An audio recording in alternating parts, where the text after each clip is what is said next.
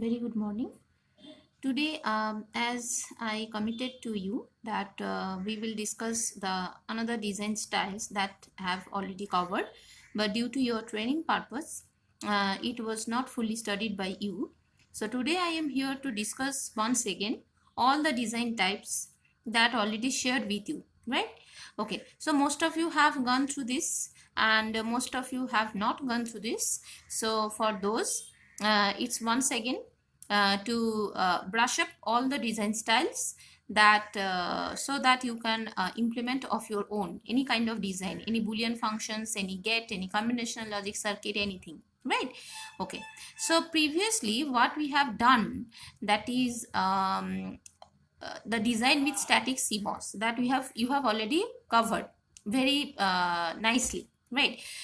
For example, this half adder, full adder, different kinds of gates using static CMOS design. But today I will discuss the another design type, that is I have denoted that design type 2, and that's known as pseudo NMOS logic design. Okay, so what is our objective? So main objective that I have already discussed in my previous class on Saturday, that is to reduce the number of transistors. Yes, this is our basic objective, and you have already came to know that on this guest lecture on Sunday, that why the CMOS is used. So mainly to reduce the number of area, to reduce the area amount, and to reduce the number of transistors in order to make it efficient, in order to make it speedy, and so on. So for this purpose we have to reduce the number of transistors. Okay, so that design that required the number of transistors is 10, but using this kind of various design logic, we will reduce the number of transistors accordingly, right? Okay, so I have written over here, that is what is our main objective: to reduce the number of transistors. Okay, and for this purpose our design type 2, our rather than your static CMOS design that have been already covered. Okay, so my new design style is pseudo NMOS logic. I think it's visible to you, that is pseudo NMOS logic, and the circuit diagram is shown in this section, that is this one. I think that is visible, and please check that how we can implement, how we can draw this design. Pseudo, you all know that what is the exact meaning of pseudo, right? And this logic, this concept is used in the pull up network. You have already know that what is the significance of pull up network and pull down network and so on. So please see that in the pull up network there is only one PMOS is used, and whose gate is grounded, right? So obviously there is a significance that why the gate is grounded. I will come to that point. And pull down network, I have written over there, that is the pull down network. So it will be designed using NMOS, but there is a number of inputs, because based on inputs the number of NMOS will be used. Okay, so please see that what we have done previously, that for n number of inputs we have used 2n number of transistors. I think this concept is more clear after this Saturday's visiting class, right? Sunday's visiting class. So if we want to implement based on 2 inputs, we required 4 transistors. For 3 input we require 6 transistors. For 4 input we require 8 transistors, and it is increasing. But in order to reduce the number of transistors, in order to get the area requirement less, we have to reduce the number of transistors. So that's why we are using this kind of logic. And here please check that how many number of transistors are required. Yes, the number of transistors requirement is nothing but in pull down network it's n number of NMOS, and in pull up network there is only one PMOS. There is only one PMOS. So our requirement will be n plus 1 number of transistors are required. So parallelly we are able to reduce the number of transistors slightly from 2n to n plus 1.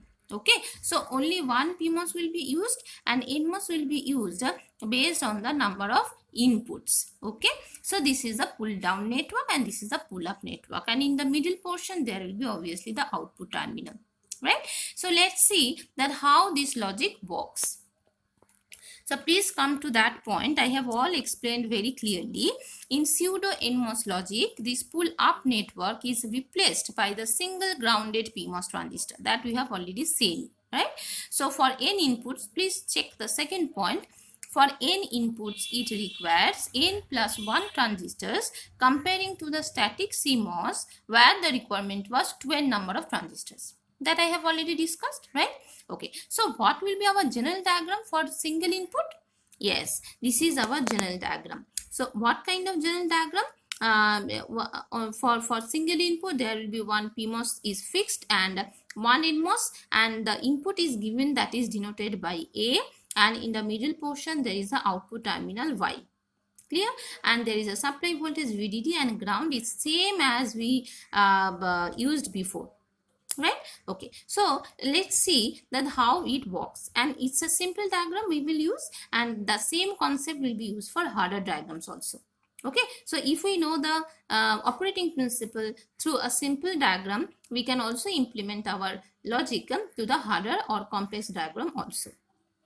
Okay, so please check that how it works. Now A means it's a single input, and for binary, this digital CMOS design, the input is either 1 or 0, right? Okay, so before go to that point, one point should be clear, that is the PMOS transistor gate is always grounded, right? So the PMOS transistor is always on, so high input is always obtained from this kind of design. Okay, but in order to get the low input, how it is possible?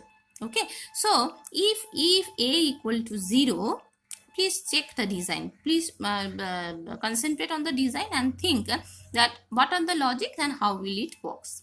Okay, please concentrate on the design. I am saying that what are the logic is given, what are the variables are given, and how it will be functional.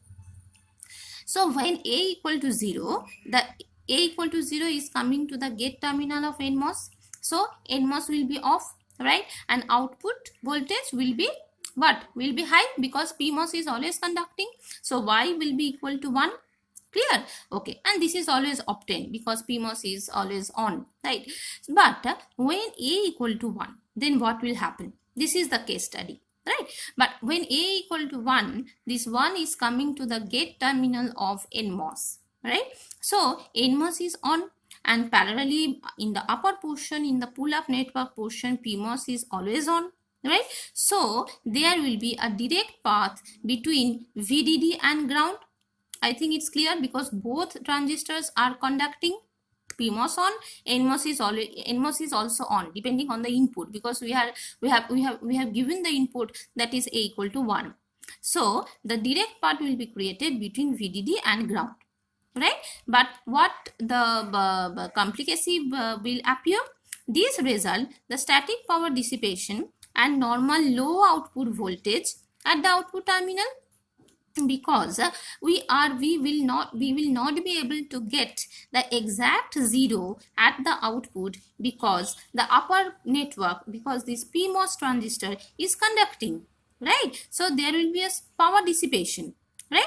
And the output node is charging and discharging at the same time, right? So we will not get the exact 0 at the output because of this NMOS transistor conducting. So what solution we can provide for this situation in order to get the output terminal nearly equal to 0 or exact 0? Yes, you can add a large resistance in the upper network, so that the less amount of current can be drawn by the upper network, and the most of the current will be drawn by the lower network. Okay, so one solution is that the pull-up network should have the large resistance such that the NMOS transistor can put the output terminal to the 0. I think it should clear. That is, in this situation, when A equal to 1, I am again repeating once again, when A equal to 1, this NMOS is on and parallelly PMOS is also on, because this gate is grounded. So both are on, both are conducting. So we can easily create a conducting path between VDD and ground. Okay, so we can parallelly 1 0 1 0. So exact 1 or exact 0 is not obtained, but exact 1 is obtained whenever NMOS is off. But exact 0, in order to get exact 0, what we will do? Yes, we will do the larger resistance in the upper network so that most of the current can be drawn by this NMOS circuit and Y will be equal to 0. So we can apply the simple concept of Ohm's law, that is V equal to IR, I equal to V by R. If R is much larger value, then I will be very small, right? So that concept can be used. So we can modify the circuit accordingly in order to get the output 0. Okay, so this is the basic fundamental operation of pseudo NMOS logic that we can apply for any kind of design. Okay, and this kind of logic, by using this kind of logic, one application is there that is known as differential cascade voltage switch logic, that is known as DCVSL, and that will be in our second video, that how will be apply this kind of logic to any specific applications. And this application is most important because this comes in your semester in a short note. Okay, so we will continue in our next session with the application of pseudo NMOS logic, that is differential cascade voltage switch logic, and in short form it is known as DCVSL. I think that this logic is clear to you. This is the second logic. This is first logic is static CMOS logic, that is already done, and in the next session I will continue with the application of this and along with the design type 3, that is pass transistor logic. Okay, so till then please continue this video and please try to design of your own.